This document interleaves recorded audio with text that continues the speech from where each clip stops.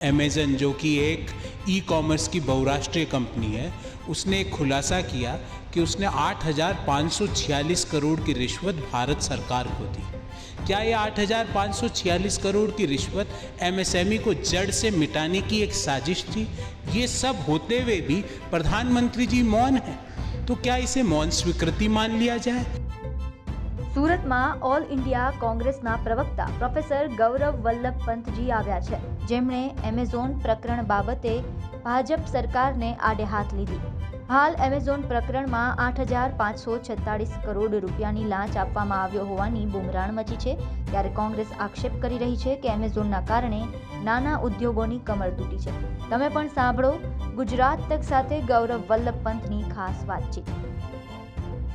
દેશમાં મોંઘવારી, બેરોજગારી, ખેડૂતોના મુદ્દાઓ પણ વાત કરવા માટે આપણી સાથે ઉપસ્થિત છે. ત્યારે હાલ કોંગ્રેસના રાષ્ટ્રીય પ્રવક્તા પ્રોફેસર ગૌરવ વલ્લભજી, એની સાથે આપણે વાત કરીશું અને જે સુરત આવ્યા છે તેઓ શું મુદ્દાના આધારે આવ્યા છે અને શું કહેવા માંગે છે.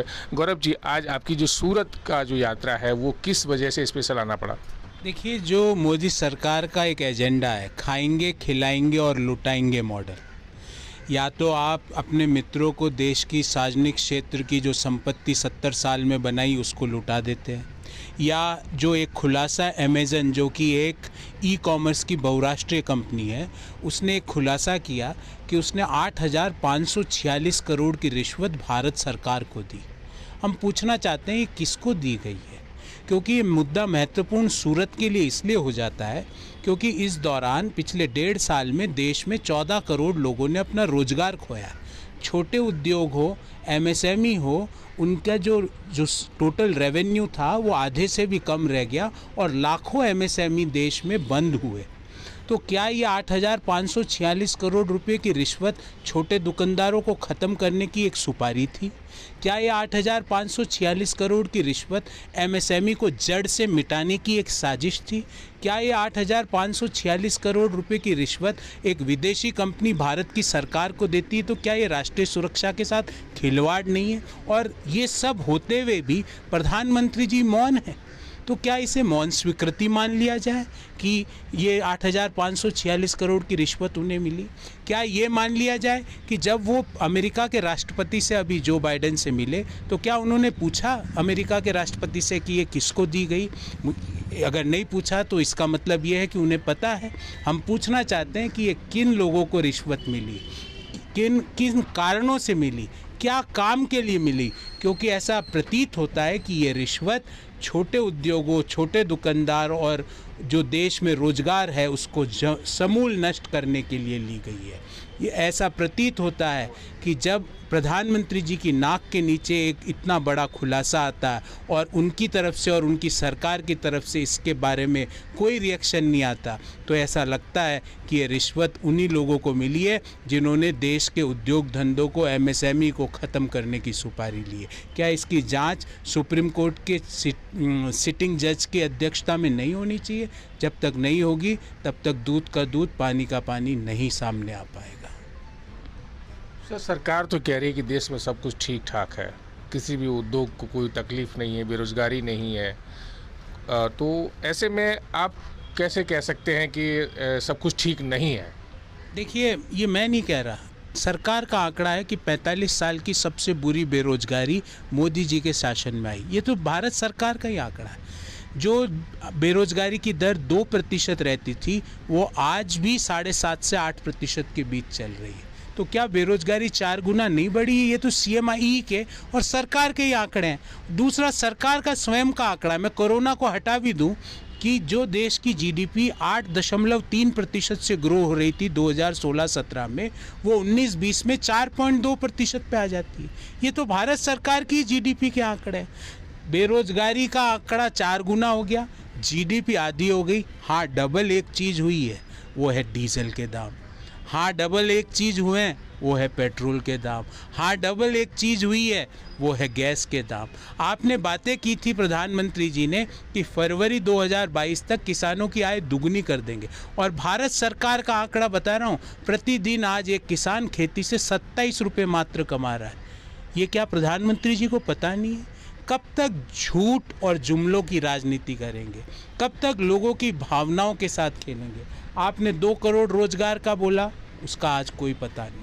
आपने मेक इन इंडिया में मैन्युफैक्चरिंग सेक्टर को जीडीपी का 25% लाने का बोला, आज जीडीपी का मैन्युफैक्चरिंग का कंट्रीब्यूशन अपने निम्नतम स्तर पे है। आपने स्किल इंडिया में स्किल अप करने का बोला, वो योजना ही ख़त्म हो गई।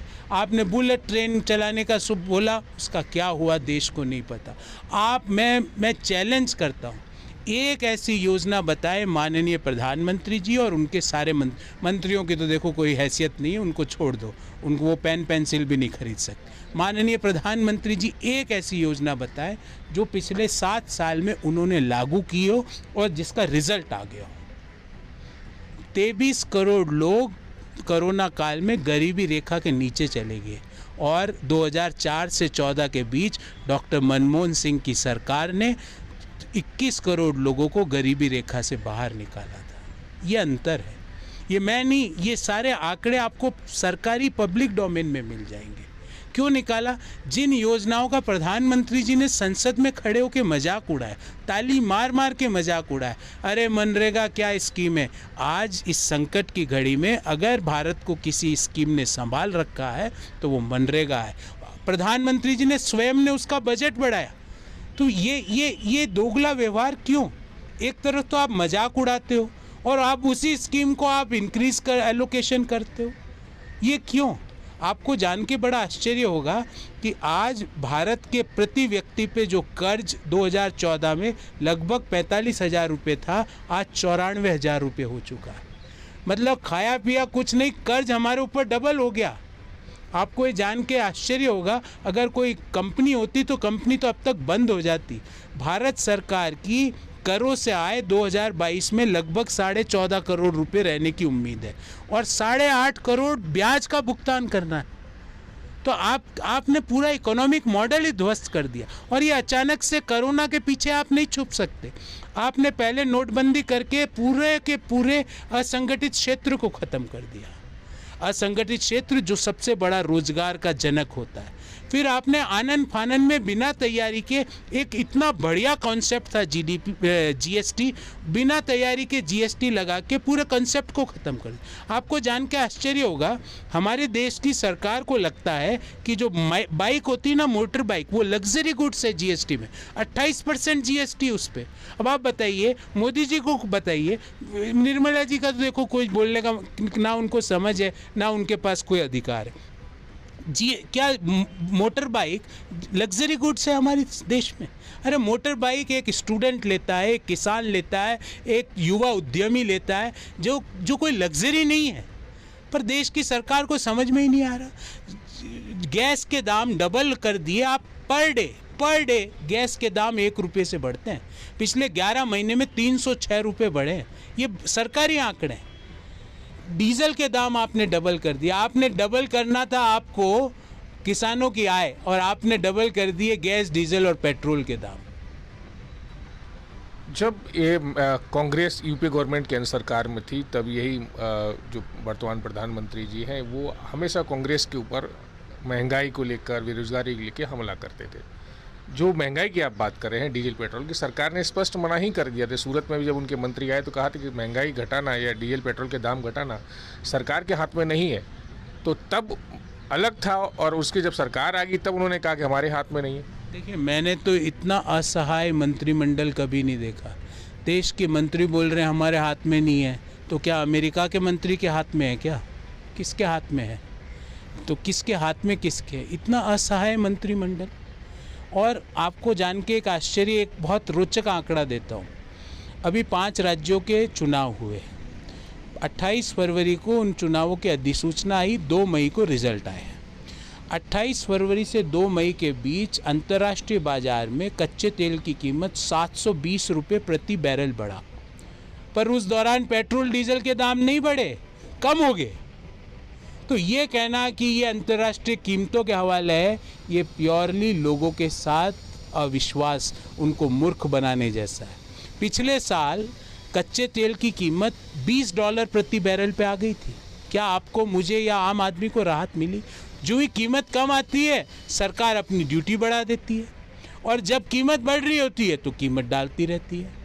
और इसका कारण है क्योंकि जो ये तेल की कंपनियां हैं ना, इनको निजी क्षेत्रों के हवाले करना है, तो इनका पहले प्रॉफिटेबिलिटी बढ़ानी है। કોંગ્રેસ સતત એમેઝોન પ્રકરણનો મુદ્દો ઉઠાવી રહી છે। હાલમાં જ વડોદરા આવેલા કોંગ્રેસના નેતા પવન ખેડાએ પણ એમેઝોન પ્રકરણને લઈને કેન્દ્રની મોદી સરકાર પર નિશાન સાધ્યું હતું। જોકે ભાજપ તરફથી હજુ આ મુદ્દે કોઈ સ્પષ્ટીકરણ નથી આવ્યું। સુરતથી સંજયસિંહ રાઠોડનો અહેવાલ, ગુજરાત તક।